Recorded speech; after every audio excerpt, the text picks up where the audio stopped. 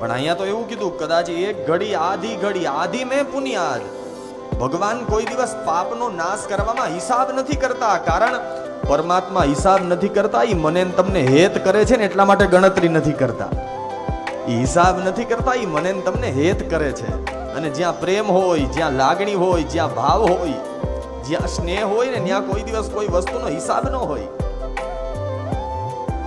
તમે તમારા દીકરાને પ્રેમ કરતા હોય તો દીકરો કદાચ એની પાસે તમે જેટલું દીધું હોય તમે કોઈ હિસાબ કરો કે ભાઈ હવે તો તારું સ્કીમ પૂરી થઈ ગઈ.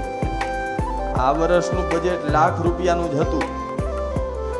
જેમ દીકરાને દેવામાં કોઈ દિવસ આપણે હિસાબ નથી કરતા, એમ પરમાત્મા હોતે મારા ને તમારા પાપને બાળવામાં કોઈ દિવસ હિસાબ ન કરે, કારણ એ તો મને તમને પ્રેમ કરે, મને તમને હોતે હેત કરે છે.